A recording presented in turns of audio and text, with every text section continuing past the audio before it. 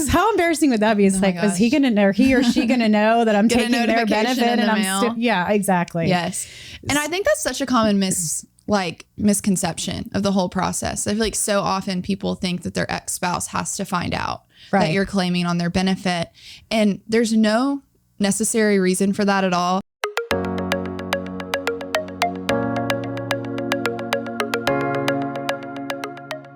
Welcome to a Wiser Retirement Podcast. Are you curious about your Social Security benefits if you're divorced? I'm Shauna Theriault, and today I'm joined by financial advisor Michaela Dowdy. Each week, we bring you practical advice on retirement, investing, and planning for your financial future. Don't forget to subscribe to the podcast wherever you're listening. Let's get started. So we are debuting from our new podcast room, which is really, really exciting. It is exciting. I'm shocked that we're getting to be the two that are allowed to have this special moment. And we've never done a podcast together, right? We haven't. So it's the two girls in the new podcast room, and it's a soundproof room. So they closed the door, and I was like, wait, are they locking us in here? Because we're not allowed to leave. I'm a little claustrophobic, and I'm like, wait, are we locked? It's like there's those escape rooms you can't get out of, but even though you can, I'm like, you better make sure you don't actually lock the door, because then it will not be good. No, trapped in, they're going to send us codes, and we're just going to have to figure it all out. Right. It's like being stuck in an elevator, right? No, exactly. All of the elevators at my apartment were down this morning because they're taking all the power out at my apartment to do some repairs. Oh. So I had 19 flights of stairs to go down this morning. Well, you're not even sweaty or anything. Right? You got your workout in for the day. I did. Now you don't have to go to bar. Exactly. No more bar workout classes 19 flights? 19 flights of stairs. Was your dog home this morning? Yes. So thankfully, though, they hadn't turned off the power before I took her out. So I took her out at like 6 o'clock this morning. So she was okay. Oh, gosh. But that would be a lot of stairs up and down. It would have been. No. But thank goodness everything was okay. But just the going down all those flights was not ideal this morning. But down's better than up. It is. Absolutely. I'll really get a workout if I have to carry all your bags too. All your bags and your computer. Oh gosh.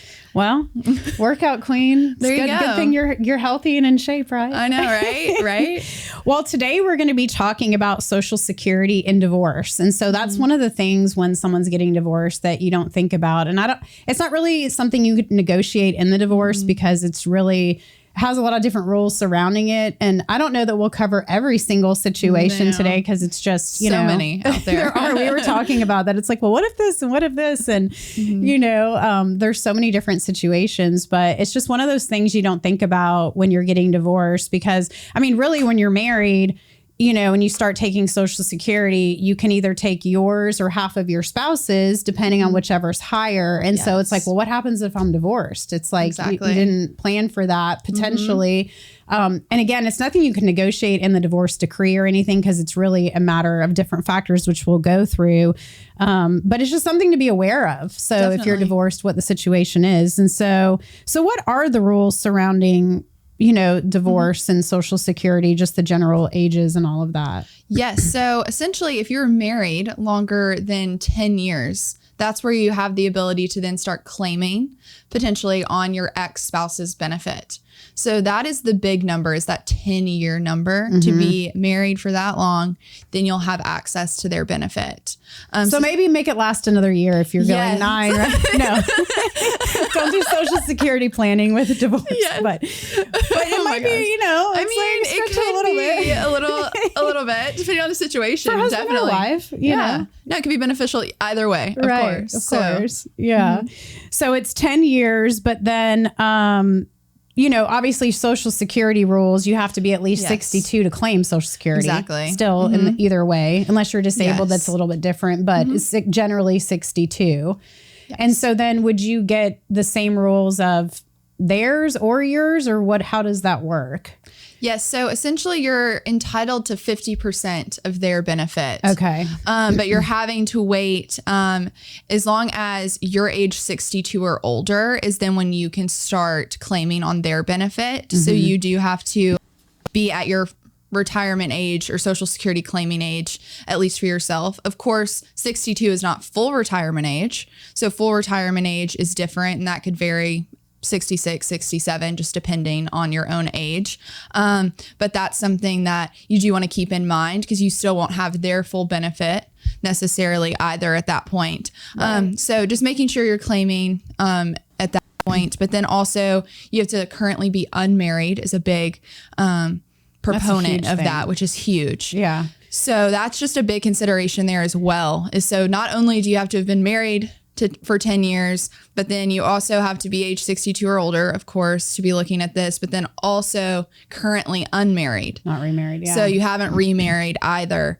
And so that's a big proponent that we see as being I don't want to call it an issue, because also if you found that special someone right. to, get remarried to, then that's so special. So it's not necessarily it doesn't really matter about the money. And it right? doesn't matter right. at that point. But it is something just to consider and to know that if there is a difference there, then you wouldn't likely have the access to that benefit any longer. Well, and really when we're doing planning for individuals, whether they're married, not married, divorced, it's really, what makes sense from taking Social Security in general. So, it's still going to be a factor of how long are you going to live. So your benefit will still grow. Your personal benefit will still grow beyond age 62 to full retirement age. Most full retirement age is 67. Yes. And then you max out at 70, right? And so after that, you just take it. And so it's really based on how long are you going to live? So the calculation there is not necessarily different.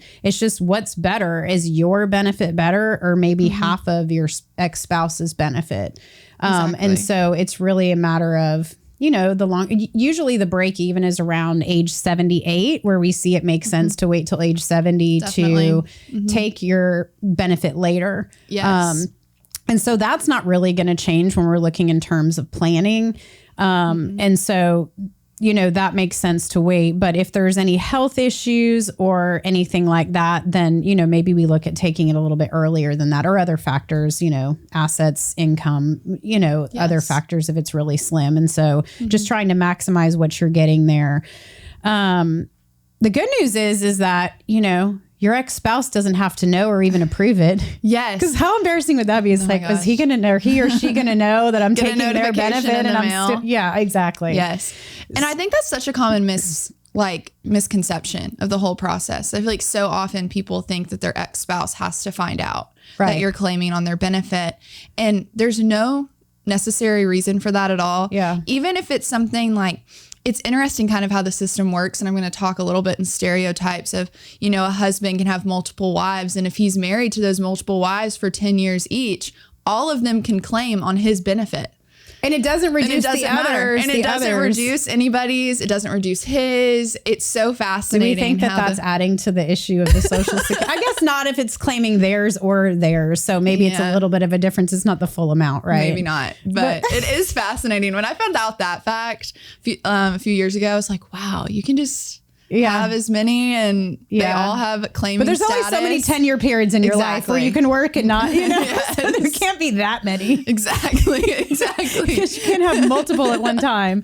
True. Very true. At least to my knowledge. For Social Security purposes, Probably I don't think so. Exactly. So it's still only so many 10-year periods in your lifetime where you could have to do that. So.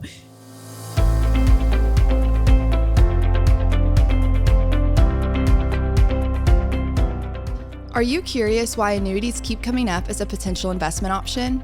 People are often told that annuities can effectively mitigate investment risks and help secure their financial future. However, annuities often benefit the salesperson and might not be the best choice for you as a consumer. To learn more about the various types of annuities, the negatives of owning them, and better investment alternatives, we have a free ebook on our website just for you. To download our ebook, Buyer Beware, Why Do They Keep Trying to Sell You That Annuity? Simply click the link in the episode notes or visit wiserinvestor.com/guides. Now let's get back to the episode. also, so looking at, there's differences if your ex-spouse is alive or deceased. So you could be a widow, or it could be that your ex-spouse passed away after you divorced too. So it may not be that you were a widow and then got remarried, or you know, it's really, there's a difference where it's your ex-spouse as in divorce and then they pass away. Yes. Because then the rules change a little bit if they're passed away.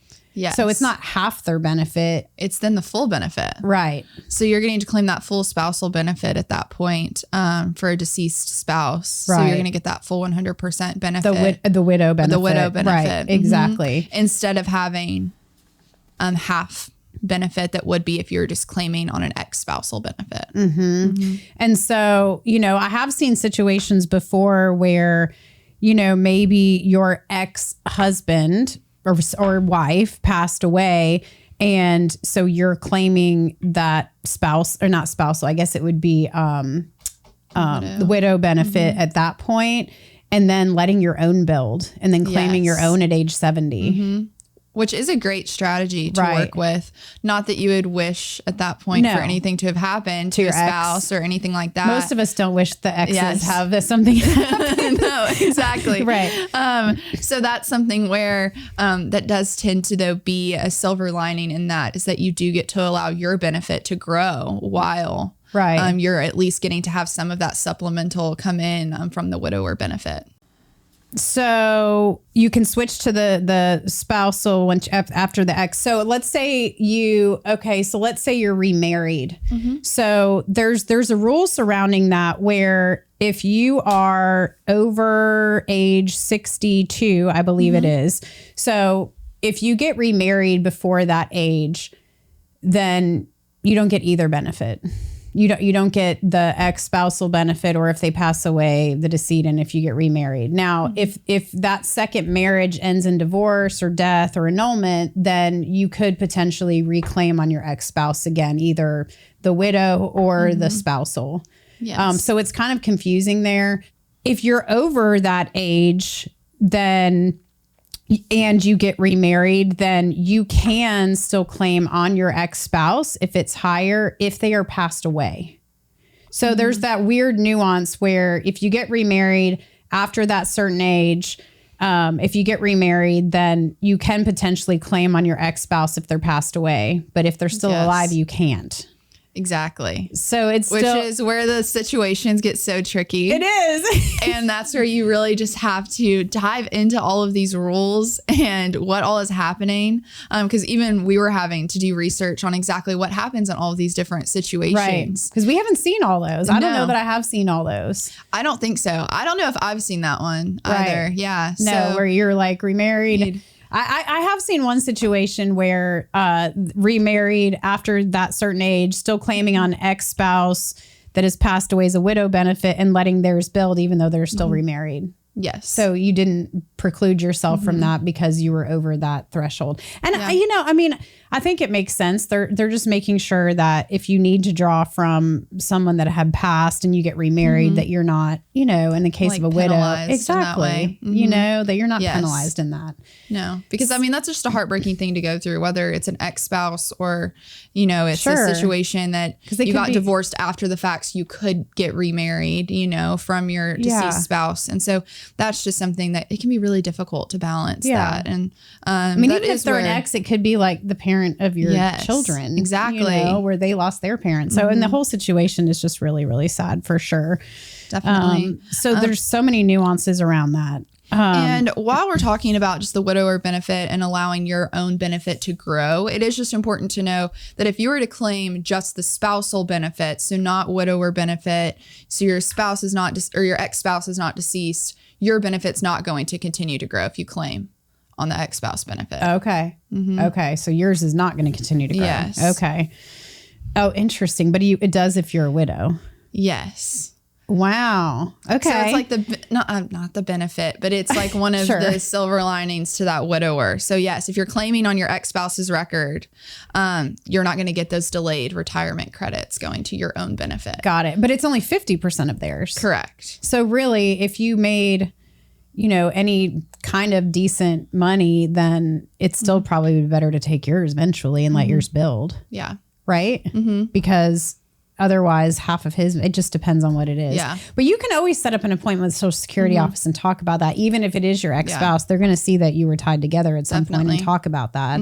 So you can ask all those questions and try to figure that out. And I have seen online, there's actually calculators on the Social Security website.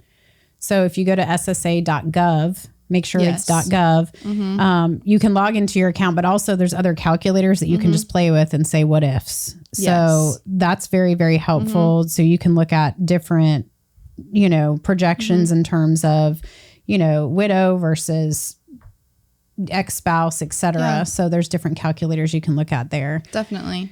The bottom line is that you want to look at this with your overall financial plan and really look at all of your options to see what is best. And I don't know that I would do Social Security planning necessary around your divorce or marriage and new marriage, but maybe, I mean, you may want to take that into consideration if it's going to be a huge difference. Definitely. The timing does matter. Sometimes you don't want to make those kind of decisions based on the financial, but it does absolutely matter. But just knowing too that you don't have to know all the rules of it, and they all could change. That's the thing. All of these change all the time. But just, if you are going through a divorce, just know that when you're running plans or working with an advisor, that there are different options there, just depending on your overall situation. So, don't want you to think that, and again, you can't really plan for that in the divorce decree. But really the timing is really important, the strategy of it, and just looking on what's the best for you. And sometimes we have to make decisions based on what we know today, even though things could change. And, if it works with your overall plan and it still looks good for the long run, then, taking that into consideration and just knowing what the numbers are so important. Exactly.